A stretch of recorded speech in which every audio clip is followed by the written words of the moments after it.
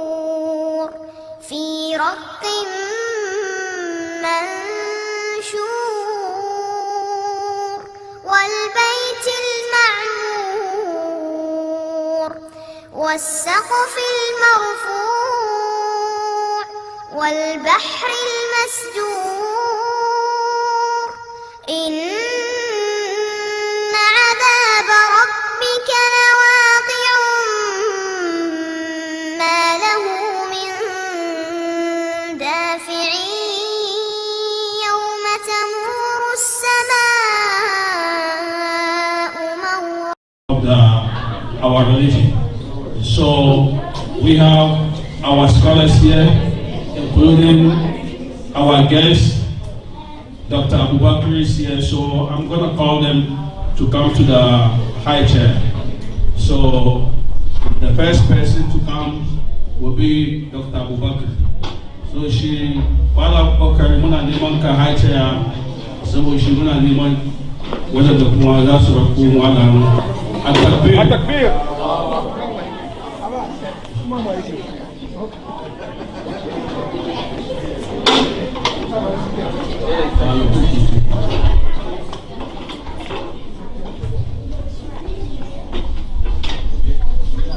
Jama'a mun gode amma Alhaji Abbas da Alhaji Nuruddin da babban yayan mu Aziz da suka roko mana saboda shi wanda kuma za mu bari zo zama kusa da shi shine president na organization Alhaji Muhammad Toloba shi ba ko bane ya san gari saboda shi ba za ku rake shi ba.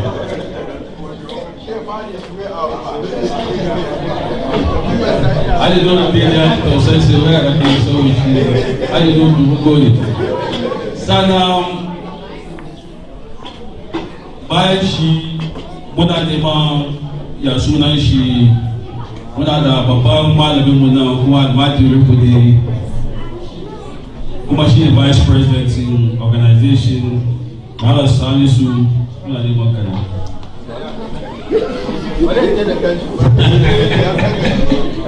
I don't think I could.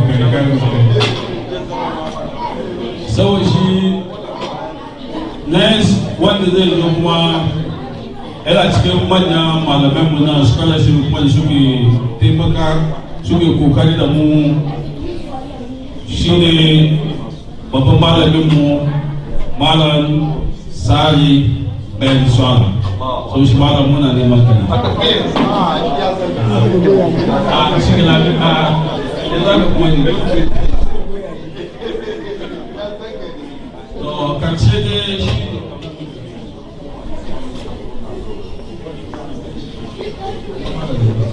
mana kita ne kawo kebul na okay so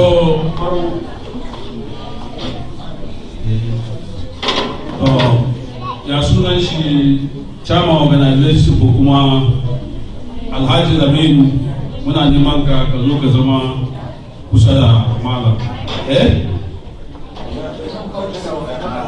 a'a sanu ka fita mai ciwo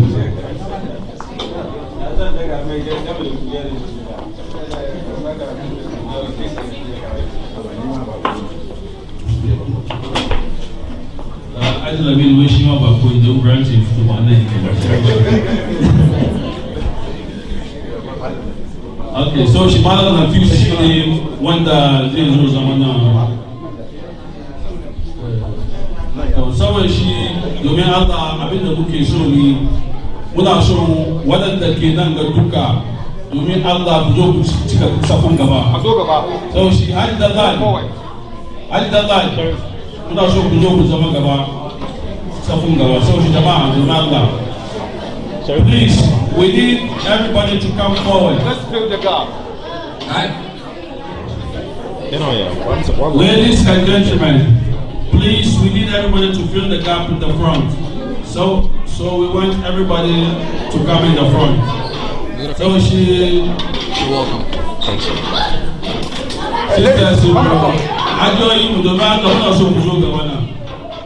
Come to the front. na sunan shi ku samu gani yaran za su yi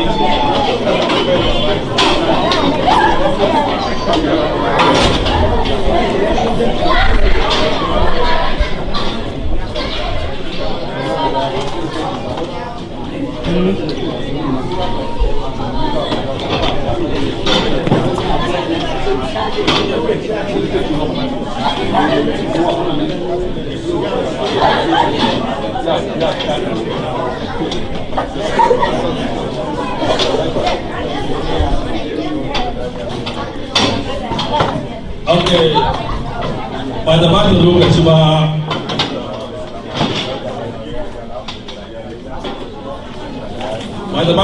ba yadda za program da ke nan ne muna da yaran mu da ke karatu saboda muka so ku zo gaba saboda za mu ba su anya su muna karatu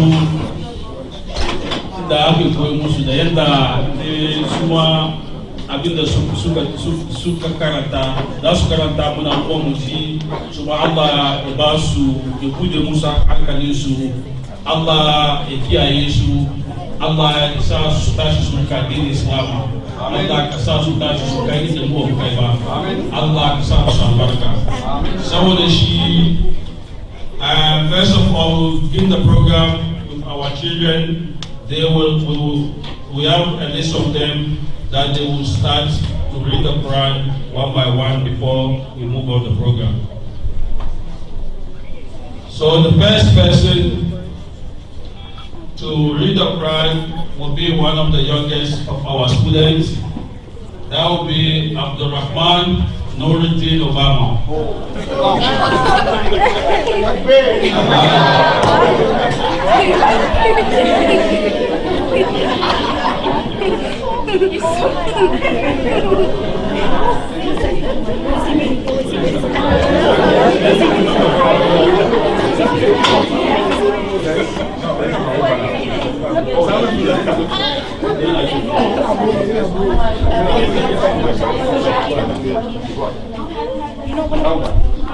أعوذ بالله من الشيطان الرجيم بسم الله الرحمن الرحيم الحمد لله رب العالمين الرحمن الرحيم مالك يوم الدين إياك نعبد وإياك نستعين اهدنا الصراط المستقيم صراط الذين أنعمت عليهم غير المغضوب عليهم ولا الضالين.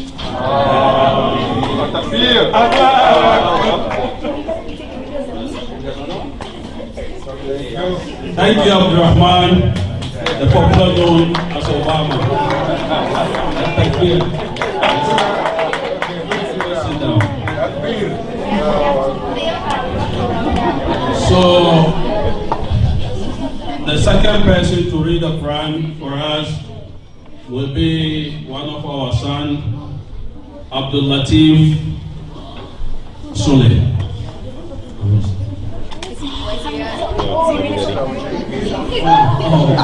Okay, he's outside, so they're going to call him. So give us just a few seconds, he will be in.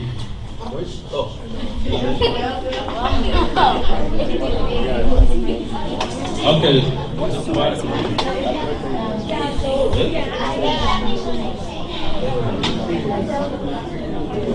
Okay, sorry we couldn't find him yet, so we'll skip him.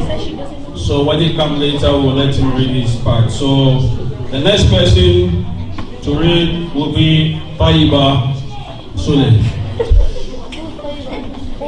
Takbir. Allahu Akbar. Thank you.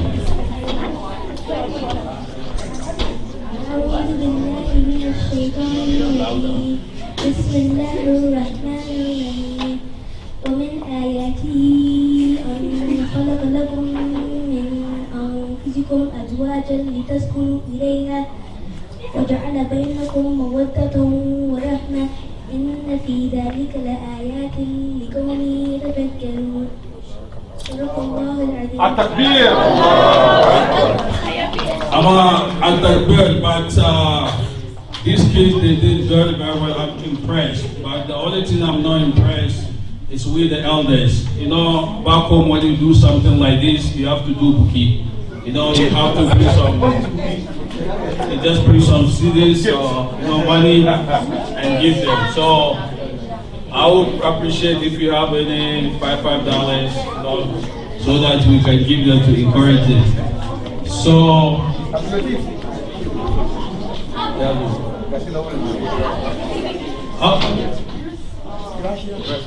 Abdul Latif. Okay. Come. Okay, Abdul Latif.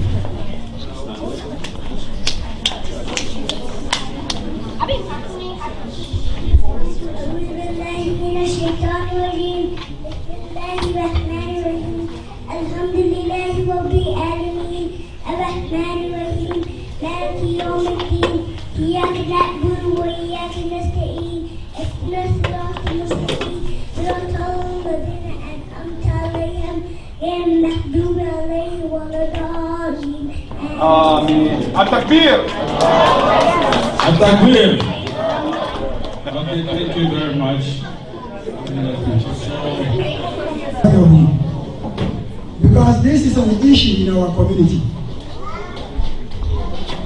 When we say brotherhood, brotherhood in Islam, that's what we mean. And in order to talk about brotherhood, we know our community, as Muslims, we are blessed. And we appreciate that, and we are thankful to Allah subhanahu wa ta'ala for blessing us with Quran and the Sunnah. And we know if we do follow this Quran and the Sunnah, our community will be blossoming. The community will grow and things will work out the way we want. All we need to do is just follow Quran and the Sunnah. And in order to talk about the brotherhood in Islam, we need to just listen to Quran and look at the examples of Prophet, peace be upon him, and exemplary of his companions and the Tabi'in. Once we follow that, we make good use of that, we are safe, we are on the right track. So I will just try to talk a little bit about the examples of Prophet, his companions, and the Tabi'in, about how they used to live as brothers. And that's why Islam continue all the way till our generation now. If they didn't live the right brotherhood, Ukhuwat al-Islam that Allah is talking about, all these things wouldn't have been easy for us. And like I said, we have to take a prophet's example, which will be the best exemplary for us. Allah subhanahu wa ta'ala said in the Quran, لَقَدْ كَانَ لَكُمْ فِي رَسُولِ اللَّهِ أُسْوَةٌ حَسَنَةٌ لِمَنْ كَانَ يَرْجُو اللَّهَ وَالْيَوْمَ الْآخِرَ وَذَكَرَ اللَّهَ كَثِيرًا. Allah Almighty, the Most High, said, surely there is a good exemplary for us in our prophet, peace be upon him. Meaning, we should look at some of the examples of the prophet and his companions. But who are those who are supposed to take this example? Allah said, لِمَنْ كَانَ يَرْجُو اللَّهَ وَالْيَوْمَ الْآخِرَ. Not everybody who says he's a Muslim follows what Islamic rules are. But Allah is talking about the Muslims who establish the rules of Islam and they try their best to follow Islamic rules. And when you do that, you will be successful. That's why Allah said, لِمَنْ كَانَ يَرْجُو اللَّهَ وَالْيَوْمَ الْآخِرَ وَذَكَرَ اللَّهَ كَثِيرًا. Only those who seek Allah and they seek His messenger, meaning they follow examples and the rules and the commands that Allah gave us in the Quran. And they follow the examples of our Prophet peace be upon him. And they remember Allah almost constantly. Those are the ones who will be successful. So what is this brotherhood that we need? Because without that, our life will be in shambles. Allah subhanahu wa ta'ala said in the Quran, إِنَّمَا الْمُؤْمِنُونَ إِخْوَةٌ. He said, surely, verily, indeed, Muslims they are nothing but brothers. So in order to know the meaning of this brotherhood, I'm going to give you one example of an historical incident that happened among our predecessors. And this example will set the tone for our brotherhood. During the time of Tabi'in, right after Prophet peace be upon him passed away, and Khulafa Rashidin, the four Al-Mahdiyin, those four, Abu Bakr, Omar, Uthman, and Ali, after their period has gone, and the remaining Sahaba were there, there was a man, he was a young man, he later on became a big scholar. He's a Tabi. He didn't see Prophet. He didn't live during the time of Prophet, peace be upon him. He only lived in the time of the Sahaba. He didn't even live in the time of Abu Bakr, Umar, Uthman, and Ali. He lived during the generation of the younger companions of Prophet, peace be upon him. This man is a Tabi and a great scholar by the name Abu Idris al-Khawalani. He traveled during his period, the Muslim community, because at that time Islam spread all across North Africa, mainly Egypt, and a little bit towards Libya. And it spread all the way to the east also. So the Muslims, what they used to do, they travel to wherever there are concentration of Sahaba, the companions of Rasul. They travel there and go and learn some Islamic studies. And most of the time they go to Baghdad, towards the east, because there was a concentration of the companions of Prophet there. And some of them go to Bilad Sham, which is the modern day Syria, or the land of Levant, as it's called.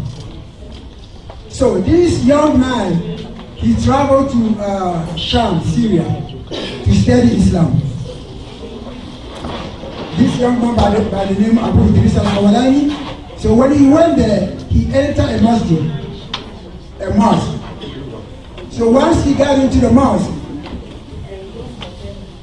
he noticed that there was a younger man, well, not a younger than him, but a young man standing, sitting, and there were a lot of people around him. They were, anytime he opens his mouth and says something, they were listening to him like obediently, quietly. And then he noticed also there were a couple of elder people sitting right in front of this young man. And they were kind of quiet, respectful, and obedient, listening to this young man. So this young student asked another guy next to him. He said, who is this man? Who is this young man? Look at him, he's talking, everybody's listening to him, and there are a lot of people who can be even his father. But everybody's listening to him. Who is he? He must be someone like a great person. And then the guy sitting next to him told him that, you don't know who this man is? This man is Mu'adh bin Jabal, a famous companion of Rasul, a Sahabi al-Jalil. He said, this is Mu'adh bin Jabal. So this young student guy, he heard about this Mu'adh bin Jabal. And who is Mu'adh bin Jabal in the first place? Mu'adh bin Jabal was a scholar among the companion of Rasul sallallahu alaihi wasallam. It was reported that Muaz bin Jabal was so smart that Prophet, peace be upon him, said one time that on the day of the judgment, as we all know, Allah is going to raise us up in groups. Everybody is going to be raised up on the day of judgment in groups. Those who remember Allah a lot, they will be raised up in groups of the ones who remember Allah. Those, whatever you used to do on this earth, you will be among this group. So, he will be raised up in a group of scholars.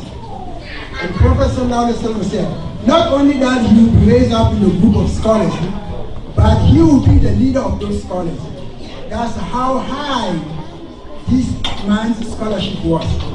He was very scholarly smart. Muaz bin Jabal. So this student, when he heard that was Muaz bin Jabal, he felt so good that, okay, since I came to this country, I wanted to learn Sharia, and I'm going to go and study under this man, this Muaz bin Jabal. Because he's a great companion. So he said, well, before I go to his class, I'm going to have an appointment with him. But how is he going to have an appointment with him? He said, the only way he can have an appointment with this man is to go and meet him in the masjid.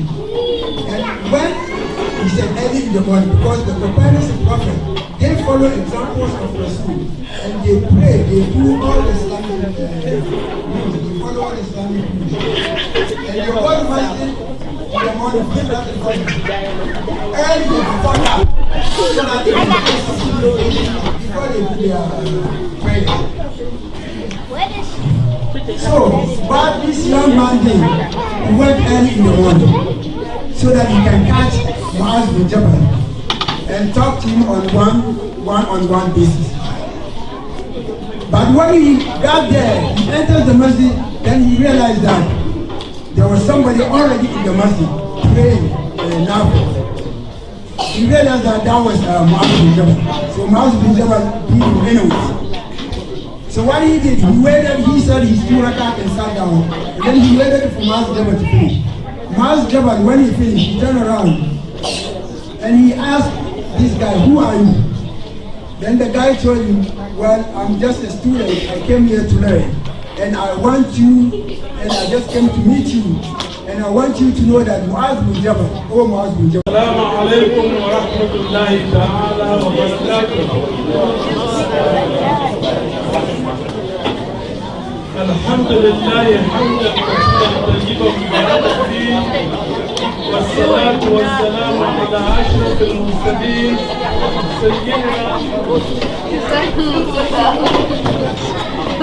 سيدنا وحبيبنا وخليلنا وقائدنا محمد صلى الله عليه وسلم وآله وصحبه ومن والاه وتبعهم بإحسان إلى يوم الدين. اللهم أخرجنا من ظلمات الوهم وأكرمنا من نور الفهم وافتح علينا بمعرفة العلم وسهل أخلاقنا بالحلم واجعلنا ممن يستمعون القول فيتبعون أحسنه. وبعد يوم الأمة النبي محمد صلى الله عليه وسلم Allah ya sake sada mu a cikin wannan dare mai albarka, cikin wannan fage mai albarka, a cikin wannan rana mai albarka, a cikin wannan wata mai albarka, cikin wannan shekara mai albarka. Mun taru nan ba za mu yi zancen kudaden mu da cikin bank ba za mu yi zancen gidajen da muke da shi nan ko gida ba za mu yi zancen komar ba, fashe za mu zantutukan na Allah na mabukin sarki ya so mu zancen ubangijin mu za mu. To haka kuwa ji annabi sallallahu alaihi wasallam ya ce idan mumini biyu ko uku ko fudu ko nawa suka taru suka suna zancen Allah ko shi malaiku su kewaya su suna ta musu addu'a har su gama. Allah ya karbi zaman wannan. Allah ya tabbatar da mu cikin waɗanda suka zo gaskiya da waɗannan insha Allah. To da yace muno ne muno ba wani kuma daban ko muka yi don kanmu ne da don mu yi makanmu don kanmu don shi abin da muka fi so ne don manzo Allah sallallahu alaihi wasallam yawa Allah madaukakin sarki muno ne ya ambaci cikin alkur'ani ya ce mu ne mafi alherin al'umma da ya fitar a ban kasa saboda mi don ko muna horo da nagarta kuma muna hani da miyagun aikoki to wannan ya sa muka fi sauran al'umma maganar Allah haka nan ne annabi alaihi salatu wasalam ya ce wato tunda da haka nan ne balle kowa ne wannan aya ko ku isa batuna ku isa da zance na ku kai labari na ku kai abin da na kawo na inda za ku kai ko da aya daya mutum kace shi ko da aya daya mutum kace shi ya annabi alaihi salatu wasalam saka aje mutum daga dika ko kai kokari ka wasa da wannan manufa annabi sallallahu alaihi wasallam shine ba wani na san alhamdulillahi rabbil alamin da ayyukan shi ke na tashi na ce ba ga ayyukan ya yi kamata wannan ayan san ayan ya ce ba me yasa ne ya yace ni lokacin da na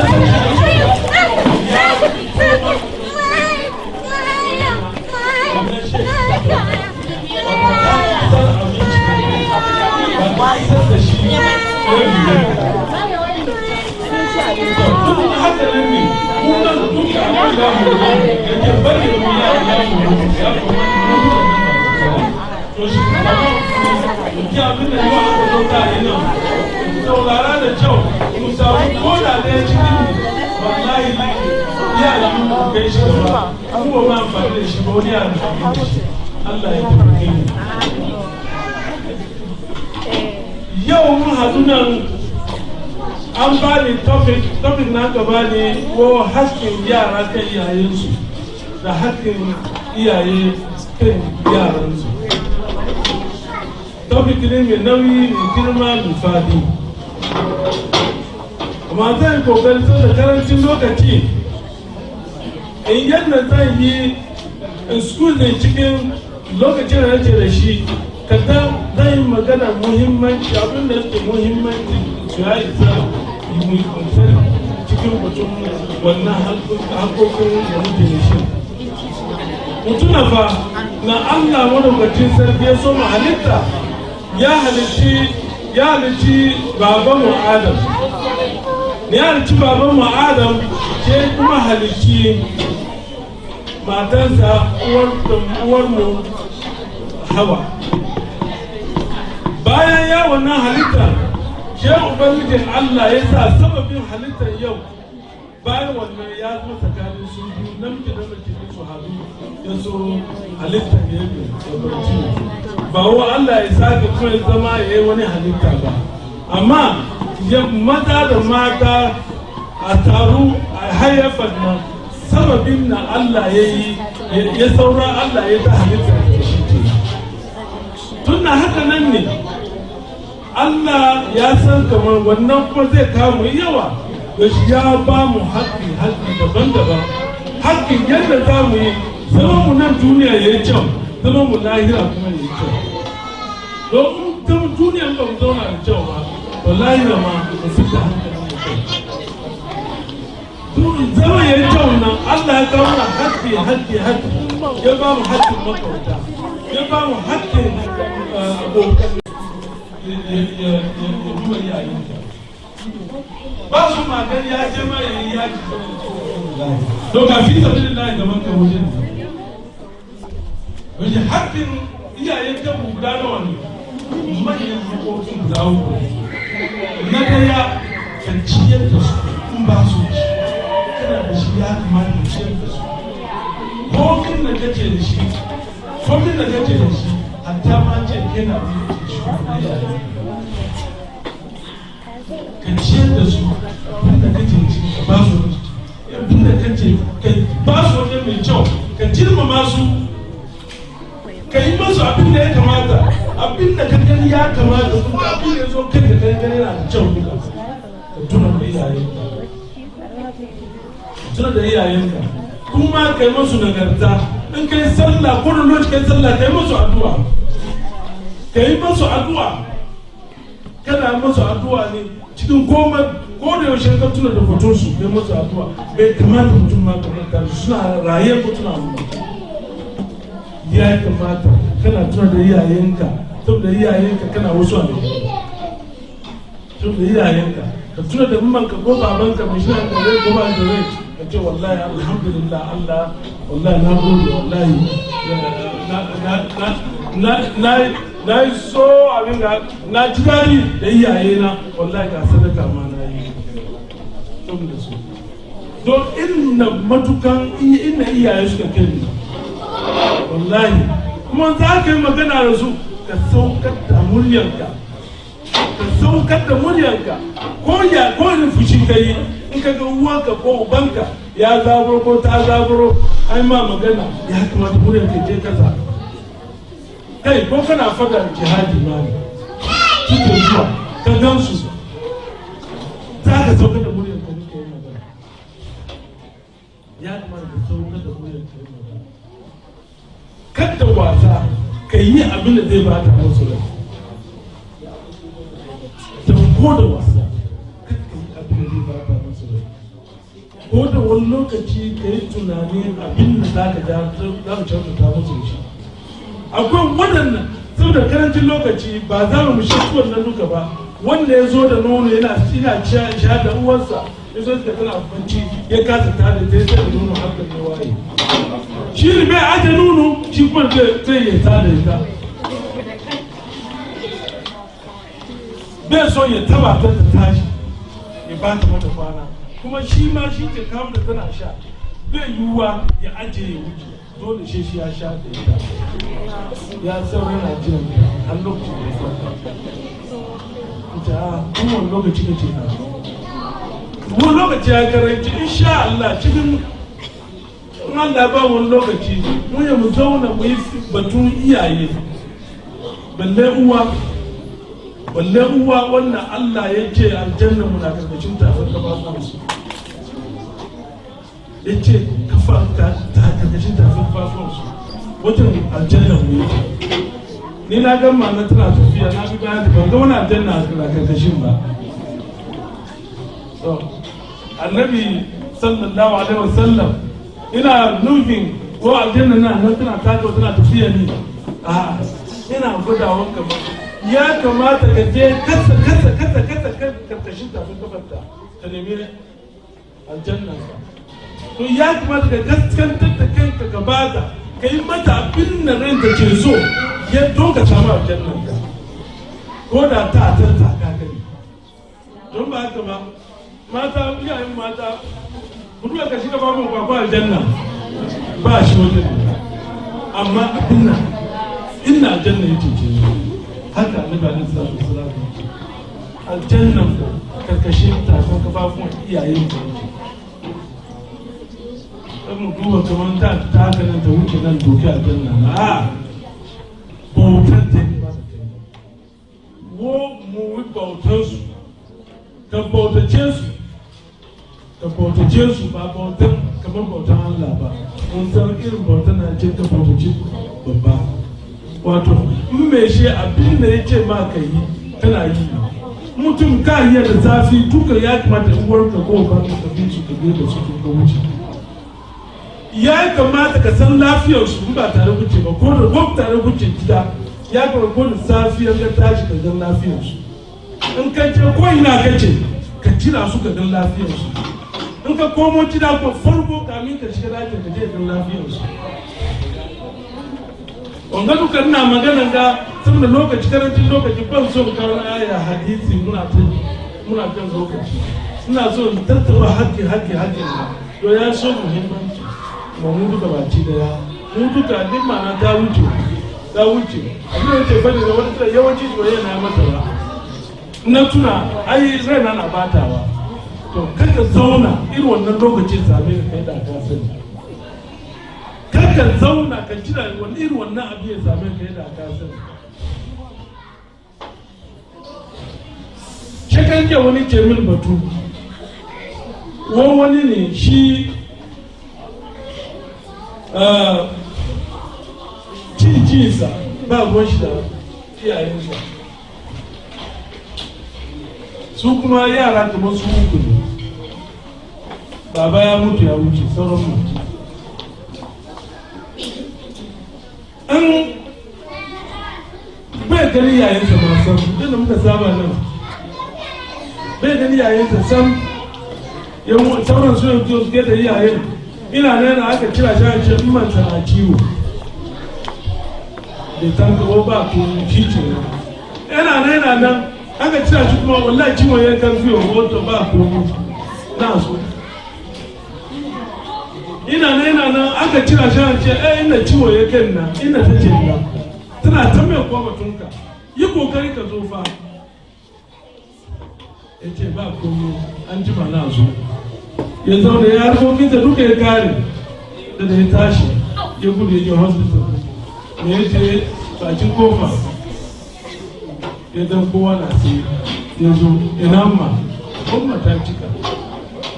kuma ta cika to irin wanga abin mu duka kowa da aka mu yake irin wanga abin ya zama ya za ka yi za ka ce alhamdulillah na koma ko za ka ce sai tuna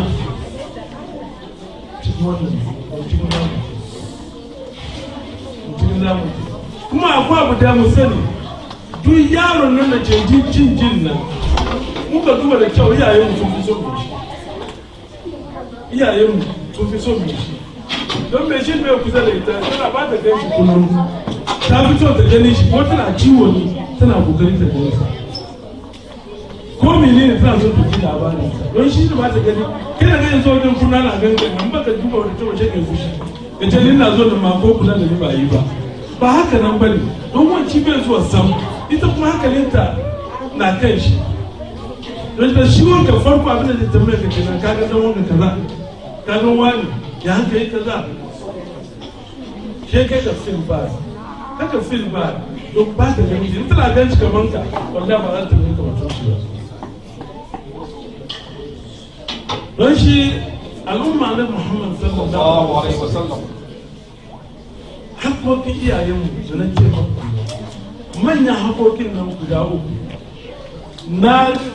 na je kansu da sauri amma zan koma rikafin su shine ciyar da su na biyu aikin da gafta duka abin da yake nan da gafta mai kyau duka kyau duka kai musu na uku shine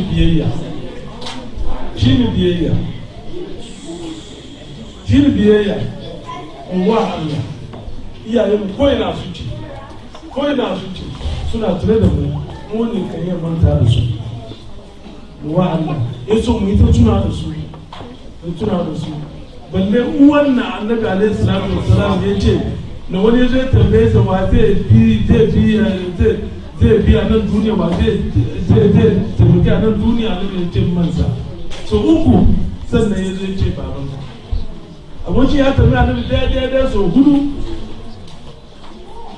farko uku duka ya tambaya wa ya kamata ya mai kaza wa ya ce mansa annabi wa manka na wuce ce sannan babansa me yasa muka duba alƙur'ani na ce mana ta zoki cikin rauni a cikin rauni ta ce mata kuma a cikin raunin na ta baba lokacin yana cin balon wuri wadda ci da bai zo da shi ma gida ba zai ta samu wata ci amma abin ita tana jin fiye da suna tare da shi nan wallahi lokacin nan da take cikin nan ko da ya yi ta mutu ya ka fito ya mata ko da irin wannan mutum ni za ka yi da iya kai mu ka ce wa kafin shi ba shi ya kamata za hankali don duniyan nan muna ganin sannan wajen kan ayyamun damuwa ne wannan ce Allah madaukakin sarki ya ce wo kwana na cin da nono shi ke ya ta tsakanin na tuna da ni kankani ana min tata yau ni ma na yi wasu tata duka mutum haka yin yau wato za mu ce no mu fita wani dogon rai duk wane shi na ba shi dogon rai wallahi shi na ka tashi cikin halitta cin tusa na shi cikin halitta yau muna nan muna sai kan kafafuwan ni da ina zuba na yin gudu azanu fi gudu garin da duka yau ni da kai na ma ina gudu kamar kama ni da wannan da kai da ni wallahi ina kokarin da duka ban zuwa ko'ina ya zo kamar lokaci kafa na man fitar da tafiya yana da wuya da akwai dogon rai ko ba haka ba haka ubangijin Allah ya ce kuma wannan na kai mu duka na yana kai mu duka na kai mu duka na to shi ba lokacin wasanni lokacin mu sa hankali mu yi abin da zai abin zama shine malam ya ce inna lillahi ibadan futan طلقوا الدنيا وخافوا فتنة نظروا فيها فلما وجدوا أنها ليست لحي سكنة جعلوها لجة واتخذوا صالح الأعمال فيها سفنا ما لا تكجي ما لا وبا وألا نادوسوا باي نسوكي ورسو حقا abin da clever very clever mutane ne wannan bayan ne wannan mutane ne sun sake duniya wato sun rabu da duniya sun ji tsoron fitar da duniya jin tsoron fitar duniya shi suka rabu da duniya wasu dubi duniya sun waiwaye suka dubi duniya da suka dubi duniya nan suka tunanin duniya komi cikinsa shi suka gani kamar wallahi duk wanda ce da rai duniyan ga ba mazaunin sa ba ganin sa wannan gidan sa rana ya zo ne da wuce da barci wanda suka gane haka nan washe suka mai da duniyan nan kamar gulbi ne ko rafi ne ko teku ne mai girma mai zurfi amma ya kamata su keta wato yanzu aikokin alheri da suke cika aikokin kirki suka mai da aikokin kirkinsu kamar kwane-kwane ko shi suka shiga cikin yana wuce da su kan wani manufan malam ne duniyar nan a wajen mutane don shi mu aikin kirki shi zai fi shi mu cikin nan duniya an ka ci yin aikin kirkin ka yi aikin kirki abin da zai gyara ka abin da Allah ya ce mu yi zai gyara mu nan duniya ya ba mu kuma da mu cikin aljannan nan muka ci yin gaban mutum kana cikin zafi kana lumewa kana lumewa ba wanda zai fita ke don kowa na ta kansa Allah ya kiyaye Allah ya taimake mu mun gaji duniya ga muka zo wallahi mu duka muka zo da mu yi tunani abin da muka zo muka yi duniyar ga ba wani dadi da muka ji da yawa ba wani dadi da muka ji da yawa dadin cikin duniyar ga duka kadan ne mata dadin duka kadan ne wallahi dadin kadan ne don shi tun da mun rasa duniya muka je muka rasa kiyama kuma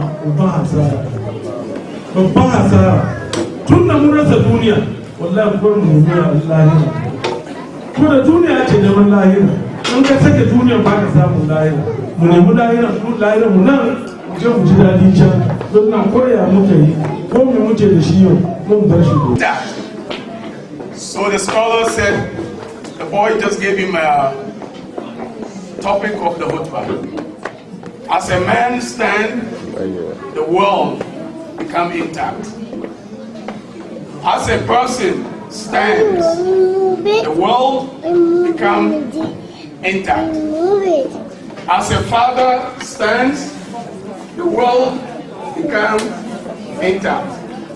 As a mother stands, the world becomes intact. As a matter of fact, this is the gift that Allah subhanahu wa ta'ala has given to human beings. He said in Surah Al-Baqarah, he said, when Allah subhanahu wa ta'ala spoke with the angels, Allah subhanahu wa ta'ala said, وإذ قال للملائكة إني جاعلكم في الأرض خليفة. Allah subhanahu wa ta'ala said to the angels that I am going to place a human being in the world as a Khalifa leader. So this is a gift that Allah subhanahu wa ta'ala has given us as human beings. And in the hadith also you find Rasulullah sallallahu alaihi wasallam inna dunya khulwat al-hadr. It said the world is sweet and green. فإن الله مستخلفكم فيها فينظر كيف تعملون. And Allah subhanahu wa ta'ala has placed you in it to control yourself. And in our deen, it's about controlling ourselves, because if we have to go with what our desire wants, wallahi tallahi, we will be worse than animals. And I know we all remember about the Uganda nanny, the lady who was babysitting a toddler, and the behavior that she had towards that child. I don't even remember knowing any animal that treats their own child like that, but human being did. So you have in the Quran, Allah subhanahu wa ta'ala said, وَلَقَدْ زَرَعْنَا لِجَهَنَّمَ كَثِيرًا مِنَ الْجِنِّ وَالْإِنسِ لَهُمْ قُلُوبٌ لَا يَفْقَهُونَ بِهَا وَلَهُمْ أَعْيُنٌ لَا يُبْصِرُونَ بِهَا وَلَهُمْ آذَانٌ لَا يُبْصِرُونَ بِهَا لَا يَسْمَعُونَ بِهَا أُولَٰئِكَ كَالْأَنْعَامِ بَلْ هُمْ أَضَلُّ أُولَٰئِكَ هُمُ الْغَافِلُونَ. He said Allah had made the jinn and the ins, a lot of them in the hellfire. Those who He has blessed with hearts that they do not contemplate with, and eyes that they do not see with, and ears that they do not listen with. They are like cattle, like animals. Allah did not stop there. He said, they are even more deviant than animals. They are those who are unmindful. We, as Muslims, we need to be mindful. That's what we call dhikr, reminder. This is something, this sitting, this gathering is something to remind us, so that we'll take something today and become better person tomorrow. And the fifth one is courage. To have courage. A courage, yani, to do something that is good, even nobody is doing it, and to refrain from something that is bad, even everybody is doing it. That is what we call courage. So when we are building our character, these are the things that we need to have. And the last one is confidence. Confidence really is iman. To have confidence in what you have, Allah has blessed you with, which is your deen. If we do not have confidence in our deen, then our behavior becomes different.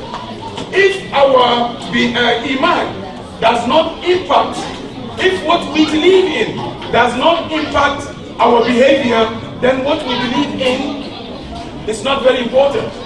This is very important. We are Muslims. That behavior, the act of Islam, should always show in our action. Wallahi. If it's not showing in our actions, then our belief is superfluous. It does not mean anything to us, because action speaks louder than words. So these are something that we need to have and to enhance ourselves. I will close with this. In order to be able to acquire all this, we as human beings need to realize one thing, which is the personality of Rasulullah sallallahu alaihi wasallam, and we need to personify it. Rasulullah sallallahu alaihi wasallam said, you should not carry much. Don't carry too much in you. If you want to enhance yourself in this, you should not carry too much. Meaning what? Things that animosity of one another, hasad, something that you envy someone, you hate, this don't carry too much. Do not carry too much. He said, Inna amamakum uqbat al-kawuda. In front of you lies a steep hill. And he said, La yujawizuha al-muthqalun. He said, the one who is overburdened will not make it beyond that hill. وَإِنِّي أُحِبُّ أَنْ أَتَخَفَّفَ Ukbati, how come I call Rasulullah sallallahu alaihi wasallam? And I would like to lighten my weight for that hill. So let us not carry too much, because tomorrow is very close. Death is inevitable to all of us. We don't know from here what will happen on the road. We have no idea. So constant our life need to be reflecting towards death, so that we can, all this talk that the shiuch are giving, and we're waiting for inshallah doctor to come and enlighten us. Every advice in it is vital. If we think about death tomorrow, if we know in a minute we will be dead, wallahi, we will take each one of them to enhance our life with. So, my dear brothers and sisters, what I would like to advise us, inshallah, to end my talk is the words of Rasulullah sallallahu alaihi wasallam. Rasulullah sallallahu alaihi wasallam said, "Mali wal dunya." He said, "What am I with the world? Ma ana wal dunya illa karakibun istawalla tahta dhill ash-shajara thumma raha fatarakaha." He said, "What am I with the world? What am I with the earth, with the dunya? I am nothing with the dunya but as a traveler. It's the one that has the village shajara, and the one who is traveling and stop a little while under a tree, short time, and stood up and continue. That short time is giving us the span of the world. So we have to realize we do not have enough time, and character is what, inshallah, will take us to year after that. Inshallah, we will enjoy the year after.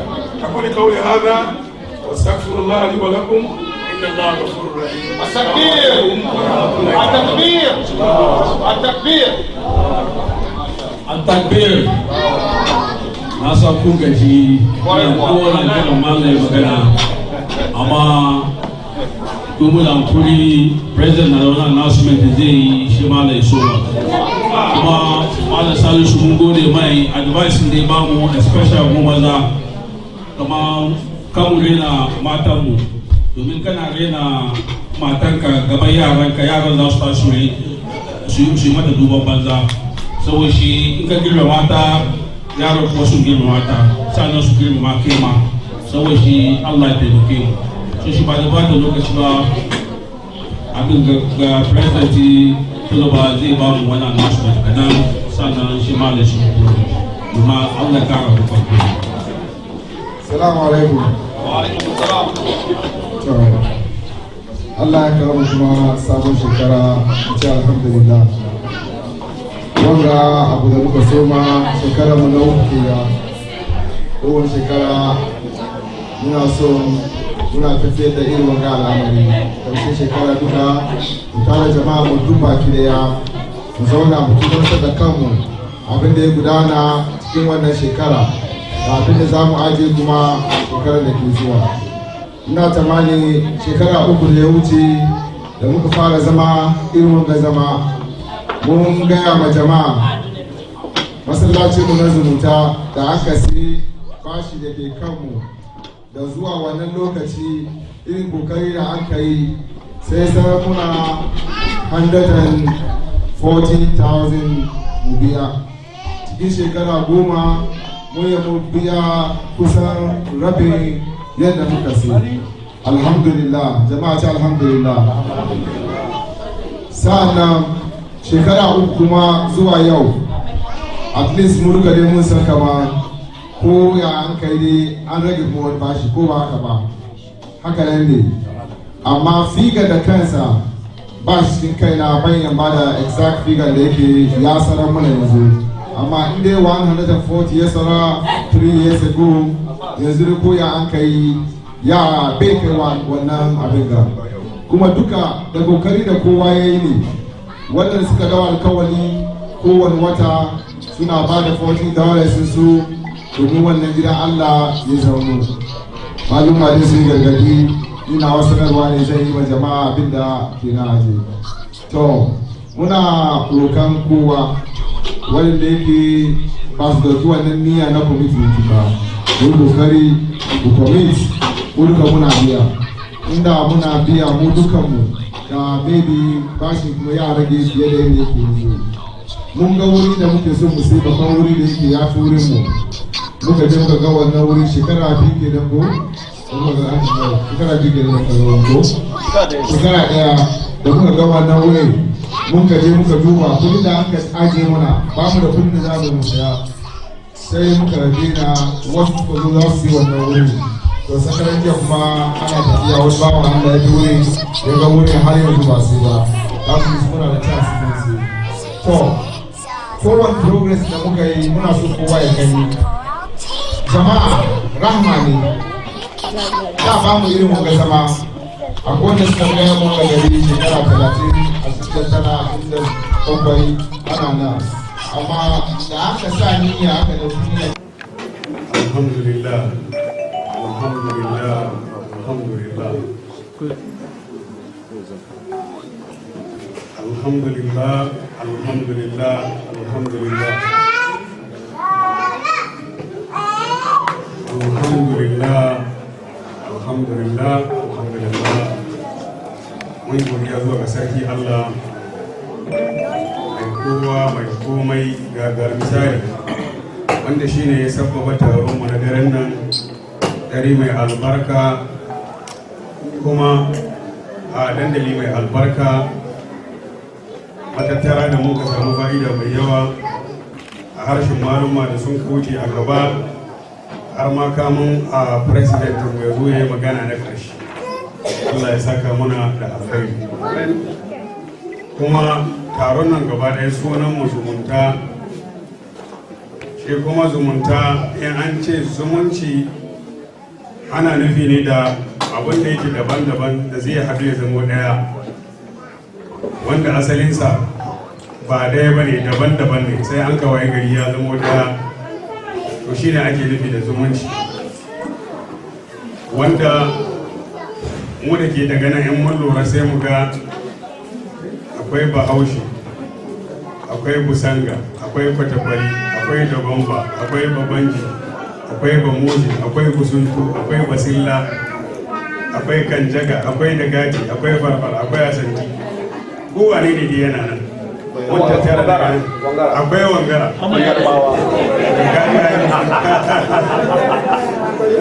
Mun ga gani mun ga mure daga nan ba abin da ya haɗa mu zumuncin kenan shi ne ya haɗa mu an waye gari ga munan dai ma'aji daya wanda yan mun lura sai mu ga mu tattara akan wannan ba sai aure shi ne ya haɗa mu aure ne ya haɗa mu kuma aure wani abu ne da musulunci ya yi horo da cewa a yi wanda garin nan ni topikin da an gaba ne kenan an ce magana kan aure yana da tsari wanda islama ya ajiye mana kamun dai in ce wani abu ne ina mika dubin godiya na ne zuwa ga jama'a da na iske daga nan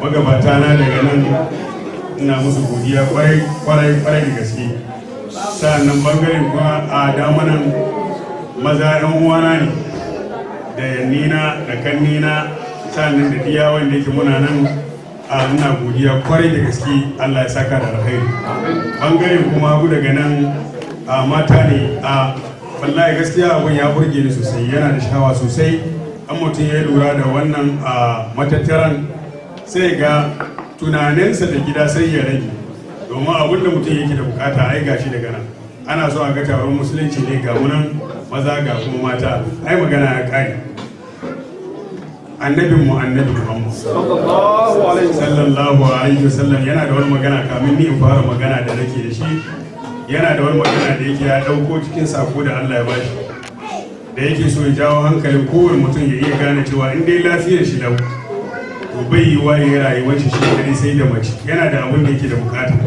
ababen da mutum ke bukata kamar abu guda hudu ko guda biyar da Allah ya saboda kai a ɗan misalin su wane ne suka yi kaza a su wane ne suka yi ko kamar Allah ya gaza su wane ne suka gina masallacin nan sai ga kuna gaba gaba mu ne muka yi kaza ko gaban Allah haka abu yake da yasa kada mu yi wasa kuma wani abu ne da nake so kamun da in fara karatu na wannan ni ina wanke hanyar ne saboda a in jawo hankalin mutane na ga zira na yawa wani surare an muna magana mun iya kawo hankalin mutane menene muke so mu ci wani shine abin da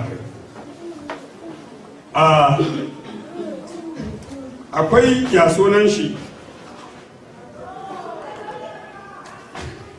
akwai tsari wanda islama ta yi dangane da yani a lamarin aure. Islama ta yi tsari mai yawa, ta yi tsari na abun a zo a gani. Duk wani abun da yau ka sani duniya ana takama da shi, wallahi daga musulunci an ka koyo shi. Kai dai musulmi in ya kyale nashi sai a ɗauki shi ya zo ya tauro ko kuma a bashi. Abin ai haka yake. Wani mutumin da yau kaga yana da wani salo mai shawa yana burge ka, bincika addinin ka ga naka ne asali, kai ne kamar masa ya dauki. Allah ya kire mu da sifa da imani, ya ayyuhal ladina amanu. Ina kuke waɗanda sun ka ba Allah gaskiya sai ya ce mana ittaqullaha haqqa tukatihi wa la tamutunna illa wa antum muslimun. Ku ji tsoron Allah hakikanin tsoronsa, kada ku yarda mutuwa ya dauke ku sai in kuna kan a doka ta Islamu. Dokoki da musulunci ya ajiye muku kun kokarin da kai ne za ku tafi har mutuwa ya zo same ku. Kaga wannan shine abin da Allah ya ce mana. Allah ya sake kiran mu da sifa na biyu na mutane. Ya ayyuhan nasu inna khalaqnakum min zakarin wa unsa wa ja'alnakum shu'uban wa qaba'ila lita'arafu inna akramakum indallahi atqakum. Magana ne da ke nuna zumunci da yake so ya hada hankulan mutane. Doka ne da Islama ke ajiye mana. Na kuke taro na mutane, musu Allah mu ne muka halitta ku daga namiji da mace. Mu ne muka halittan gaba ɗaya jama'a da kenan daga namiji da mace. Namiji shine annabi Adamu, mace ita ce a nana Hawwa. Wayan ga mutane guda bin nan daga gare su ne an ka same mu gaba ɗaya. Sai ya ce mana waje Allahkum shu'uban wa qaba'ila. Sa'an nan muka sanya ku kuma ga kunan dangi ne, dangi. Hakan nan ne ana iya gane dangin kaza ke ga dangin gida kaza ke ga dangin kaza ke ga dangin gida kaza ke. Allah ce mu ne muka yi ba. Sai ce wa kaba'ila mun ka sanya ku kabilu kuma daban-daban. Kuna nan akwai kabila wanda inda za mu sai nan inda muke sai mu fara faɗin na gane kaɗai. Da Allah mun kai asubahi ba mu kare ba. Mun manta muna cikin faɗin wani mutuna da wani kuma da haka abu yake. Kabilun ana da yawa, to Allah shi ne ya tsara ma. Mai yasa Allah ya mana tsari ga munan dangi ga munan kabilu bai sa Allah ya sai ce lita arabu saboda ku iya gane wane ne ya yi ku hakan nan,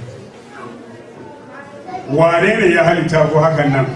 Allah shi ne ya halitta ku hakan nan, to kun girma ubangi, kun san lalle akwai Allah. Da yau mutum ne guda zai haifi mutane guda biyu tagwaye, a dauki gudan tun yana karami a kai shi wani unguwan daban, a bar dare daga wani unguwa daban, mutane daban-daban su rene su sai kaga sun zo da harshe daban-daban. Allah ya ajiye a manzo Allah sallallahu alaihi wasallama, Allah bai ajiye malaiku daga nan wurin. Malaika Jibril ya bi manzo Allah har sun kaje sun kai Sidratul Muntaha, yace nan ne nake sayawa ni ban zuwa gaba, ya saya daga wurin manzo Allah ya wuce. To kaga wannan na gwada cewa mutum na kaiwa inda mala'ika ma ba zai iya kai. To haka shi ne ke faɗa mana cewa sifa na mutane shi ne abin da ya kamata a mutum ya dara. To Allah sai kira mu daga nan da sifa na mutane, sai ce mana ya ayyuhan nasu, ya ku taron mutane, ittaqu rabbakum alladhi khalaqakum min nafsin wahida. Ku ji tsoron ubangijinku alladhi khalaqakum min nafsin wahida, wanda shine ya halitta ku daga numfashi guda kaɗai. Wa khalaqa minha zawjaha, sannan ya halitta kuma matarsa daga wannan numfashin. Allah ya halittu matarsa. Wa batha minhuma rijalan kathiran wa nisa, sannan ya wasa mazaje masu yawa da mata, minhuma daga wayan halitta guda biyu. Adam da Hawwa Allah sai ya wasa halitta mu da ke duniya ga gaba daya, Allah sai ya wasa mu daga wayannan halitta guda biyu. sai ce mana wattaqullaha alladhi tasaaluna bihi wal arham, ku ji tsoron sarki Allah alladhi tasaaluna bihi, wanda kuke roƙon juna da sunansa, wal arham, ku ji tsoron kuma yanke zumunci, kada ku yanke zumunci. Wannan shine mahallin shahidi na da nake so in yi magana kai. Al arham yani shi zumuncin nan da yau matattaran mu da muka ɗauki suna zumunta, a lalle dai gaskiya ne za mu kulle zumuncin yana da bukatar mu tabbatar cewa aure ne za mu aure. In za mu yi auren kuma mu iya gane cewa ba kabila ɗaya ne ke auren yan uwansu ba, a'a za mu garwaye kabilun ne, za mu garwaye dangin ne, za mu garwaye masu yawa da waɗanda ba su da yawa ne. Wayannan su ne akwai gidan da asali ba yawa ne da su ba, Allah bai ba su yawan haihuwa ba, mata da miji ne sun ka samu ɗa guda ko kuma sun ka samu ɗiya guda. Wani shine abin da akwai. Bayan sun samu ɗiya ɗaya ne, ko ya zama mace ne ɗaya ko sun samu namiji ne ɗaya, ba su da yawa. San kare ni yaron su ya tashi, kowa ne ya sani gidan ba gidan jama'a bane, uba ne da uwa sa'an nan da dansu guda ko da ɗiyansu. Yaro ya tashi sai ya hangi wani babban gida, ga wata yarinya daga wurin tana da kamun kai, mutum ne wanda ke ga alamu ga lullubi ga wani da yali iyaye ke zaune daga nan, an gyara jiki ana nan yana gani kai da na samu gaba yawan Allah da zan aure ta. Sai yayi kokarin da ya sa iyaye an ka neman masa, sai an ka bashi ita, in an bashi ta yi ya aure ta. A ran da wani abu ya faru a gidan da ake ganin ga gida ne ba gidan jama'a ba, su kuma can inda yarinyar ta fito babban gida ne, nan ga gidansu jama'a ku bani jawabi ya taro zai kasance. Kaga dai za a ga motoci sun cike kofar gida ko ina, tun da babban gida ya je ya shiga. To daga nan wurin ana iya tambayawa a'a me ke faruwa gidan, a ce ai mala abubakar ne, ai mala abubakar ne yake nan shine ya abin nan, ai matan shin nan ai babban gida ne tafi a ku sani ba, ai diyan kaza kenan, ai diyan kaza kenan. Dalilin ta ne an gaci yanzu fa ya zama mai mutane fa, kaga aure ya sabbaba masa samun jama'a ko. To baka gani hakan nan ne yake faruwa kuma ta bangaren can ba, in ya dace da mace ce wanda ke dama an ka haifa, in namiji mai jama'a ya, wannan shine abin da akwai. Yasa manzo Allah sai ya ce je ka dube ta, ana son ka ganta domin abin da zai jawo ka zuwa ga aurenta na tare da wannan. Kaga wannan shine abin da akwai. Kan haka ayar nan da Allah ke magana da suratul nisa, da Allah ke magana na ce mana fankihu ma tawaba lakum minan nisa'i, sai ce mana matna wa thulatha wa ruba', sai ce fa in khiftum alla ta'dilu fa wahida. Ba ayar nake so kawo, ayar yayi munasaba da maganar da nake fadin gane sa na dauko wannan ayar, ba shi cikin tsari na da karatu. Abinda ayar yake cewa ne Allah ya ce fankihu ma tawaba lakum minan nisa, ku auri abin da zai dadata muku rai daga cikin jikin mata. Kaga kamar Allah na so ya gwada mana ne ba jumlan macen ne gaba da Allah ke magana ba, a'a ma wani abu ne daga cikin jiki da yayu. Yan kaje duban ta nan da yake na bayanin kan lokaci manzo Allah ta ja dubi da yasa na dauko wannan. Yan kaje duban ta nan yana yiwa daidai kan tanga, huska na ciki, kai huskar kake so mai burge ka da ka ganta, ai huskar ta ma da ke kyauya ce wallahi, kai huska ya ishe ka, kai ba abin da kake bukata. Yana yiwa da kaje kallon ta a'a ba huskan bane, ba shi ne kake so ba, amma kafadunta tana da tsayi, kafadunta sun ciccika, tana da habasa, irin matan da kake bukata ke ce kai ai na ganta da wani tana dan kafadunta haka ba da Allah yi wanda kake so, ko kuma yana dacewa da a'a ta ba da kiyayen tana tafiya an kan dubi fasalin bayanta, irin matan da kake da bukata ke. Wani abin da ka gani daga wurin shi ne zai sa maka kudayin aurenta.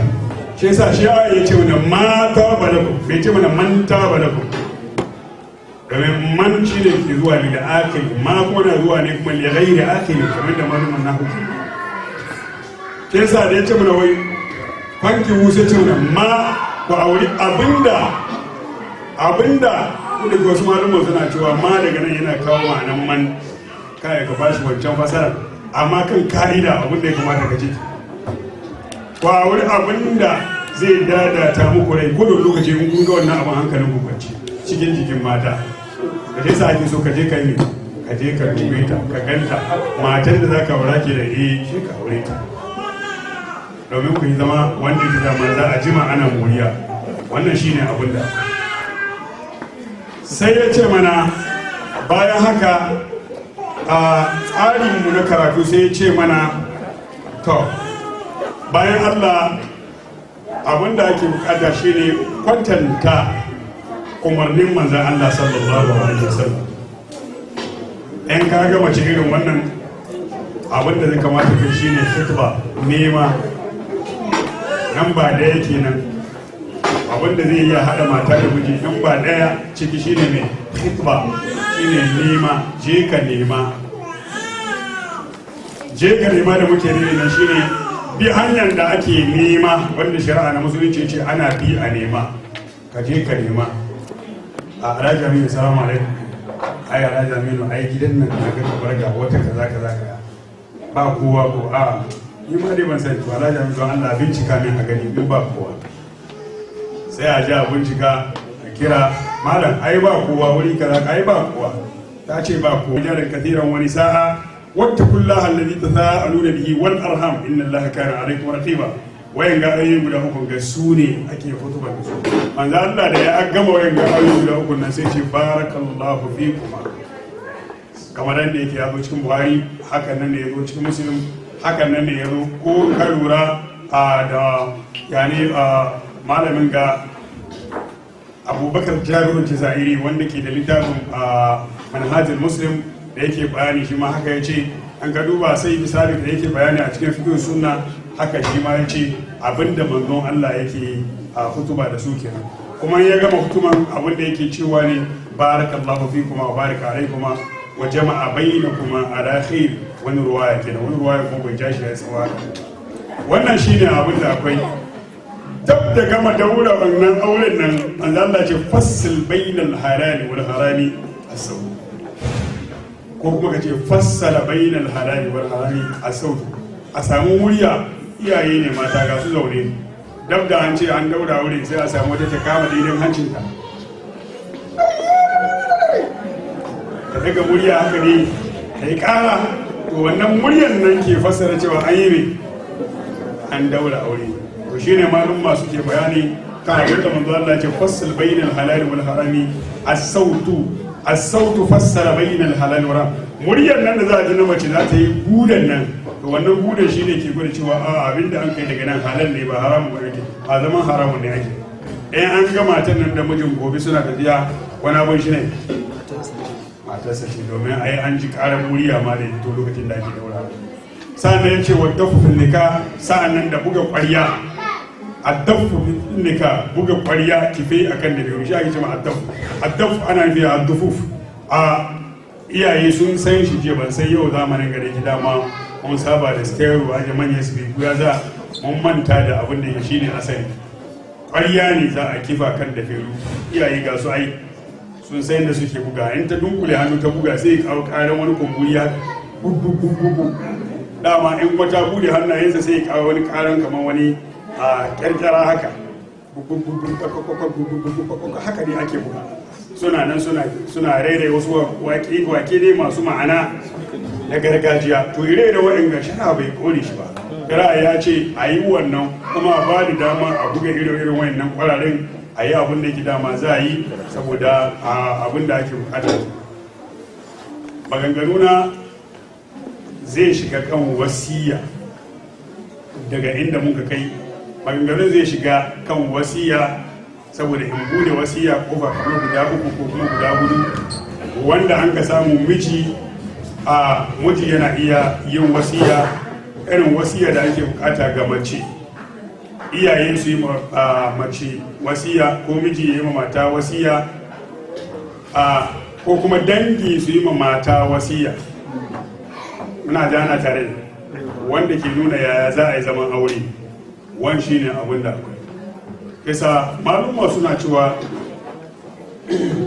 istibabu wasiyatin zauja abin da ake da bukata shi ne yani abin da an kaso na wasiyan mace an samu wurin Anas abinda Anas ya tabbata ya bada labari ya ce kana ashabu rasulullahi sallallahu alaihi wasallam ya ce sai ta ce da ita da kiyaye saboda mu kawo shi daga ce da kiyaye ma'ajiyin idanunsa da ainihin hancinsa ki kokarin kiyaye ma'ajiyin idanunsa da hancinsa abinda kike ganin idonsa ya harba da shi ko hancinsa ya shaƙi wannan abin ya zudda mutuncinki a gare shi a takaice ne saboda na ga kamuna da biya yi kokarin kiyaye waɗannan ababen saboda daga ran da mutum zai shaki wani abun wari daga gare ki ko in ki yi wanka da warin zai ta kallon ki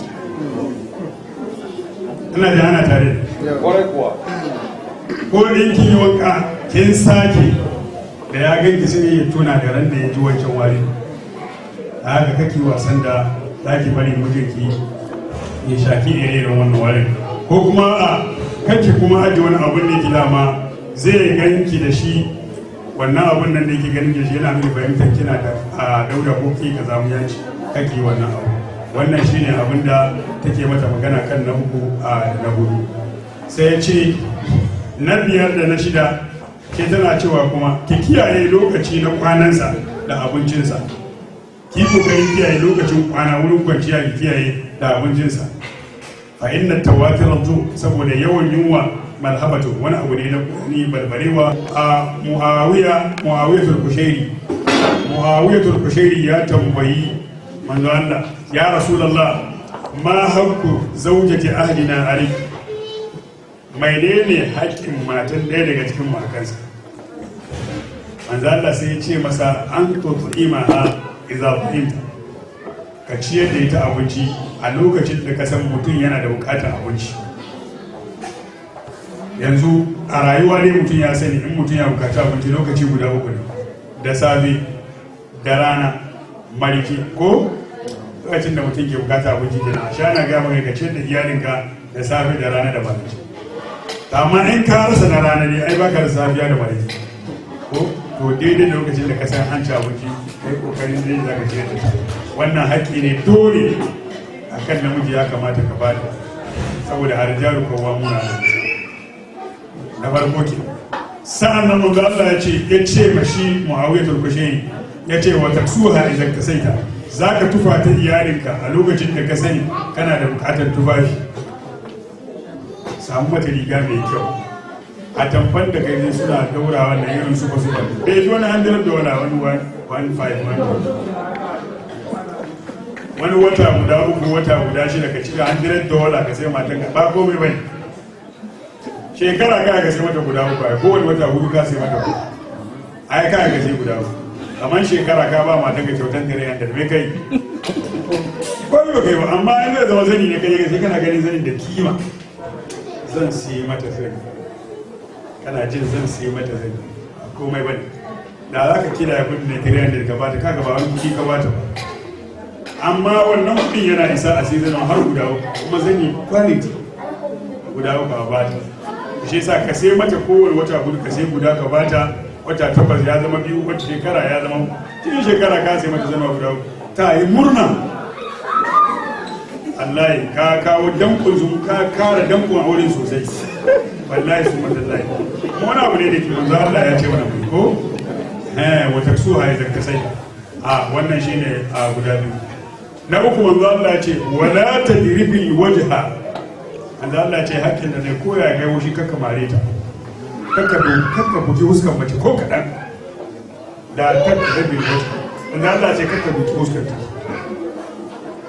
ka gani mu kuma in rai ya bata muka tashi duka na muke bugawa bam mari tashi ta da mari ga wani ido jini ya kwanta cikin idon ta ya lafiya wallahi zan ga kan gare kofa na gamu da kofa ya ƙarya take Allah ya mari ta ƙarya take mari ta sai da cewa ya ta gamu da kofa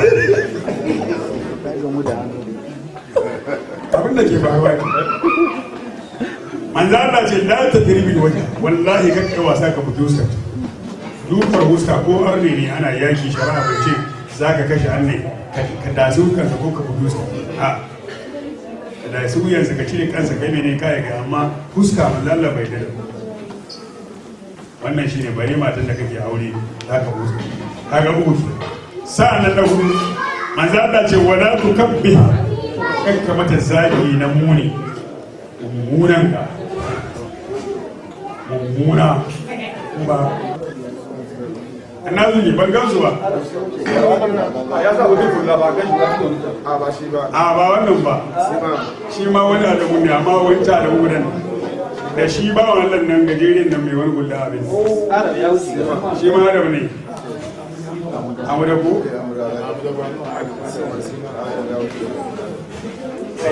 a banda adamu da ya wuce akwai wani gajeren Muhammad Sa'id to irin su nan na so da ina ganin su cikin haka ga saboda in an diga ga mutane akwai haka da ma ba ai da su kun ga zan fara magana na ce mu kan ku saura baya ko ana ce mana kan mu saura baya ko yanzu su wane ne ke gaba kenan su wane ne ke gaba daga nan mata ko maza su wane ne ke gaba aljanna ne ake suwa ga su wane ne ke gaba wurin neman aljanna su wane ne wa zai yi alkawari ko da in baka bayi ba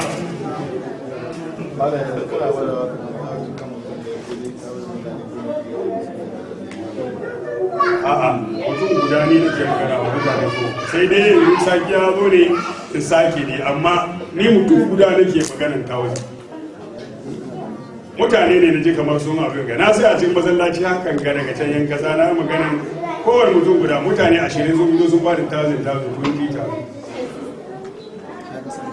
ban ji kamar sun fi ku ba ire-iren ku ne kuma nan kuna aiki suna aiki ana san aljanna ne maganar da muke bata aljanna muke duk abin da mutum ka tara ko kin ka tara in kin ka fita daga nan ko ka fita daga nan baka kai gida ba bai da amfani duk abin da ka tara kai da haka ina magana ne kan abin da mutane za ku ba kakkare na abin da nake faɗi in dama na ce 1,000 ba ga 1,100 ne kakka kasa kawo 100 ai zan ce muku ku zo gaba zan fara magana na ce la ta ta'akhkhara kakka sauran baya ba kada kuna mutaakhiran har bashin ka zama dan baya kakka sauran baya ba haka zama dan baya kowa ya kokari gaba gaba zai zo saboda ya zama dan gaba yasa in abin kun ji shi da nauyi kowa ya kawo mana nan 100 kowa ya ba mu 100 maza ku ba mu 100 mata ku ba mu 100 president mu ya ba mu 500 Allahu akbar Allahu akbar Allahu akbar wace mata za ta sake wace mata za ta sake mun samu Abubakar daga nan nana na Khadija wace mata za ta sake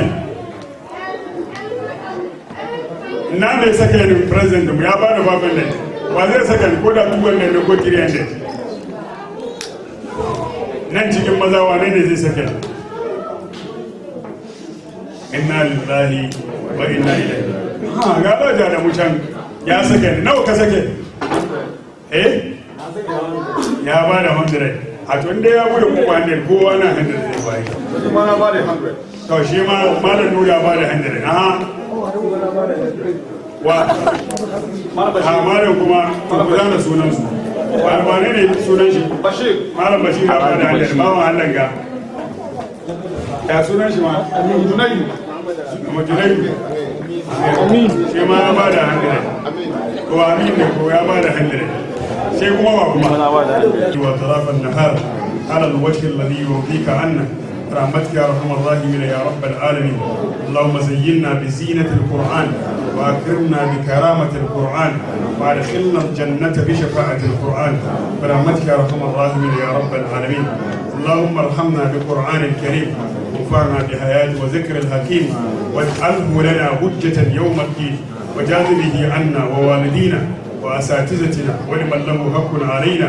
برحمتك يا ارحم الراحمين يا رب العالمين اللهم اجعل القرآن لقلوبنا ضياء ولأبصارنا جلاء ولأسقامنا دواء ولذنوبنا مميسا وعن النار مخلصا برحمتك يا أرحم الراحمين يا رب العالمين. اللهم اجعل القرآن حجة لنا يوم القيامة ولا تجعله حجة علينا برحمتك يا أرحم الراحمين يا رب العالمين. اللهم اجعل القرآن شفيعا لنا أمامك يا الله. اللهم اجعل القرآن شفيعا لنا أمامك يا الله. اللهم اجعل القرآن شفيعا لنا أمامك يا الله. اللهم إنا نستعينك ونستهديك ونستغفرك ونتوب إليك ونؤمن بك ونتوكل عليك ونثني عليك الخير كله، نشكرك ولا نكفرك ونخلع ونترك من يفجرك. اللهم إياك نعبد ولك نصلي ونسجد وإليك نسعى ونحفد، نرجو رحمتك ونخشى عذابك، إن عذابك الجد بالكفار ملحق. اللهم لك الحمد، أنت رب السماوات والأرض ومن فيهن ولك الحمد. أنت العزيز الحكيم فلك الحمد، أنت القوي العزيز فلك الحمد، أنت الغفور الرحيم فلك الحمد، أنت السميع البصير فلك الحمد، أنت الأول فليس قبلك شيء فلك الحمد، وأنت الآخر فليس بعدك شيء فلك الحمد، وأنت الظاهر فليس فوقك شيء فلك الحمد، وأنت الباطن فليس دونك شيء فلك الحمد. لك الحمد كله وإليك يرجع الأمر كله وبيدك الخير كله. أنت نور السماوات